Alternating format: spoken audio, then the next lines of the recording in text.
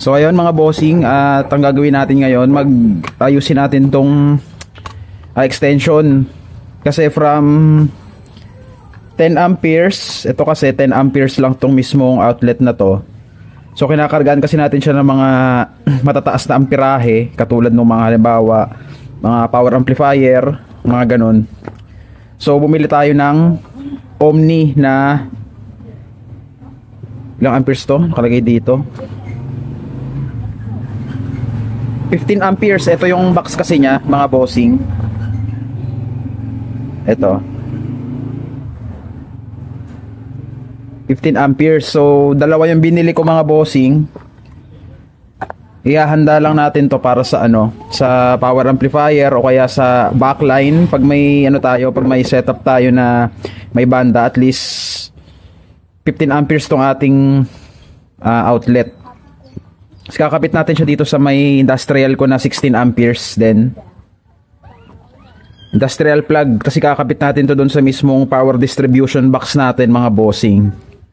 So dalawa to. So siguro kailangan ko pa nito kahit at least at least tatlo pa siguro, or at least dalawa.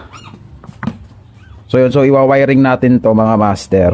Papalitan natin to, tapos dadalhin na lang natin to sa kung ano yung mga mas mababang mga load na pwede natin gamitin tong 10 amperes. Pero ang brand nito Roto. Okay din naman to mga master. So ayun mga bossing, bali papalitan na natin tong outlet. Gawa ng 10 amperes lang kasi to. So dapat kailangan natin itong 15 amperes para at least medyo heavy duty.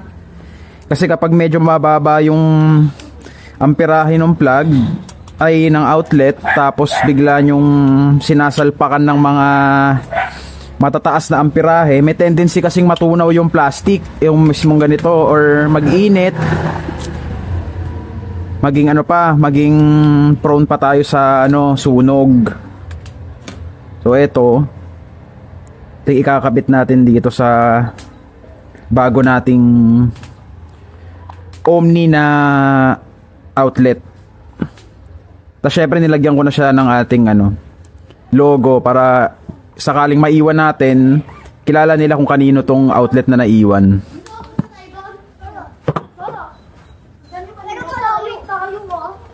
So ito yung likod niya mga master, dito nyo iwa-wiring yan. Andito yung yung line, andito yung neutral. Tapos andito sa gitna yung ground. So yun mga bossing, bali wiring natin to. So medyo hahabaan natin, tapos itutupin na lang natin yung mga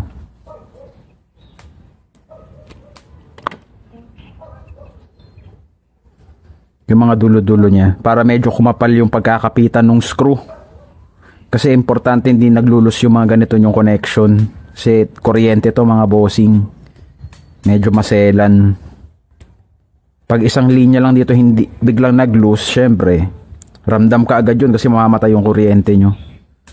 Tetestingin natin kung, kasi ginamit ko rito sa loob, pinagdugtong ko kasi tong wire, so hindi ko alam kung nasan yung line. So nung nasilip ko rito sa loob, yung line is yung nasa kanan.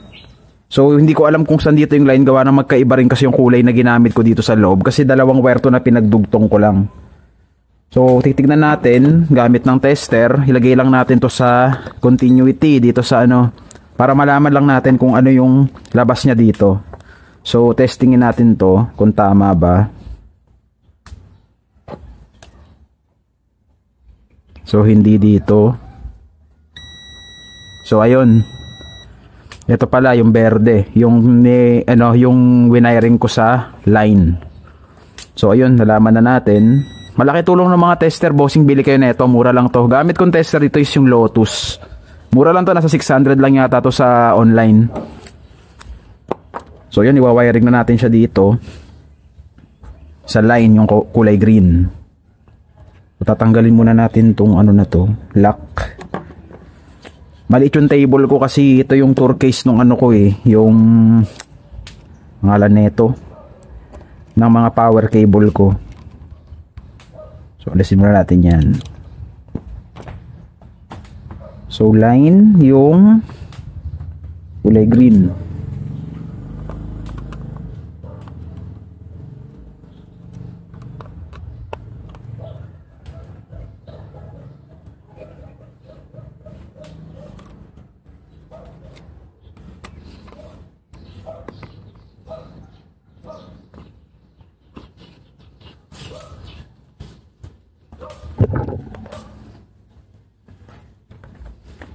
Ang ganda na itong Omni na to mga bossing, makapal siya tsaka mabigat.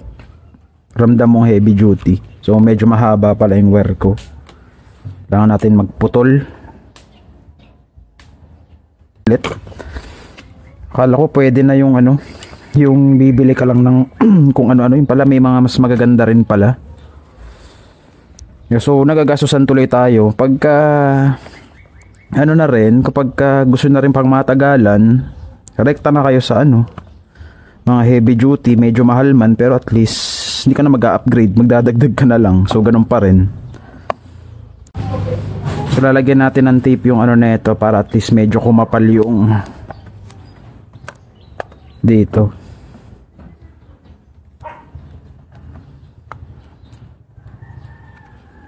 Hindi ako expert dito mga bossing, may nalalaman lang. Kasi sasakalin natin to ng ano eh, ng lock. Yan. Dito. So babalik natin yung lock mga bossing, ito.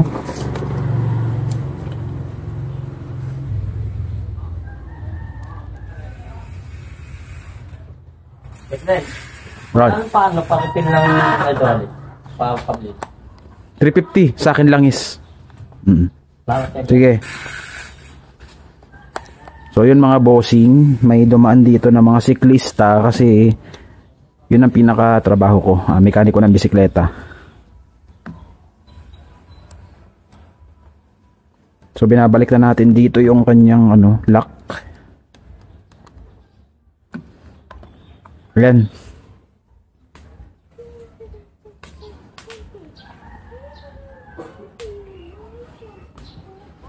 So yun mga bossing, okay na to. Tapos tatakpan na natin to dito. Tapos babalik natin yung screw.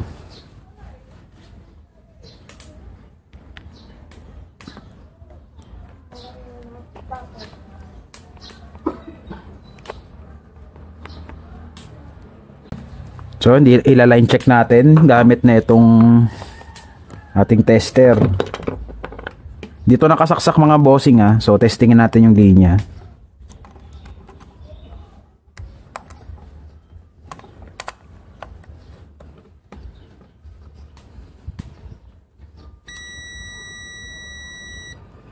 Okay, hindi grounded. Bila.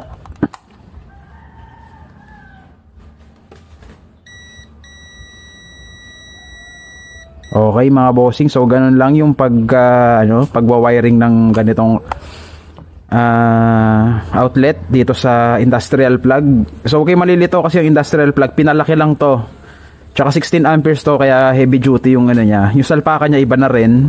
Nandun yung sa power distro. So yun lang mga bossing, salamat sa panonood. GWC Lights and Sounds, thank you, bye bye.